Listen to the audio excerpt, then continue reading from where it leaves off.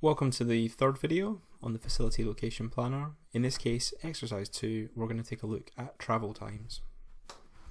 So within travel times, there's two things we want to look at: is creating point-to-point travel times and checking travel bans. So the first one is the creating point-to-point travel times. So if you take your model we had previously, what I want to do is to create a travel time from one area to a base. So I'm going to choose AA6 to Doncaster, hit show route, and what it's going to do is it's going to calculate the time taken, area and the base. So in this case it's taking 6.7 minutes to drive what is total distance of 2 miles. So we see that in there. So that is the point to point. So the one in your exercise will be AA4. So AA4, and the travel time from there to Sheffield South. So Sheffield South. So you hit base to area and show route. The route here should be 25.8 minutes. So we get to see how long it's going to take to go between these two. So the numbers can be slightly different depending on the version of Maptitude that you use, as the road networks are updated in each new version of Maptitude. So that's the point-to-point travel times. This is something that will be calculated for each and every potential option, so for each area to each base. The second thing we're going to look at is the drive zones. So just now we set, if we looked just at Sheffield South, and we wanted to know what can we get to within 15 minutes of that base. If I hit draw zones, the map will automatically update using Sheffield South and colouring in the areas that we can get to within 15 minutes. So that'll take a few seconds. What we'll see is there should be 3 colours as the 3 different bands. The first band will be in red. That'll be anything that we can get to within 0 to 5 minutes travel. The second one will be orange, so that's 5 to 10 minutes, and then the third one will be between 10 and 15 minutes.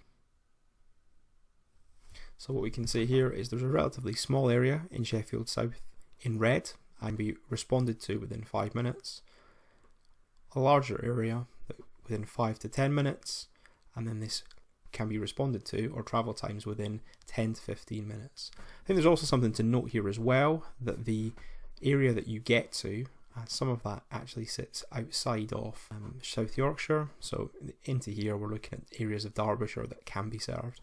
That's quite useful as well, because we know that some of the response capability, i.e. what we can get to within 15 minutes, some of that actually sits outside of the force's jurisdiction.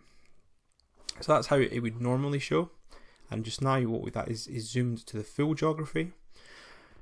That could be useful, but if you want to have a more localized view, we can change this to no, and it's not going to zoom out to show the whole of South Yorkshire. It will zoom in and show the specific area that we're looking at. So once again, that'll take a few seconds just to calculate. And once it's done that calculation, we'll have a much better picture of what you can get to from the Sheffield South base within the South Yorkshire area. Just one thing to note here in terms of the relative speed factor, we've used 4 as being the average speed factor, and that's fairly typical for a lot of the work that we'll do. It is possible to change those speed factors and you will generate different results. So here actually in the outputs we've got zoomed into the Sheffield area, and you can see the areas that you can get to within those drive zones, each of those isochrones. So one of the things we might want to do is to say, what happens if we were to increase the speed? Would we get to more areas? That's something you can play with if you wanted to, and understand how the speed may change on different types of roads. So I would expect that at that point it's going to show a much larger area. We're probably going to take into account Rotherham and more of Derbyshire as we do that. And there we see, by speeding it up, saying that we can get to more, that has changed things quite significantly. By changing that 4 up to a 6 and making the travel speeds faster, it shows a larger area that could be attended within that time.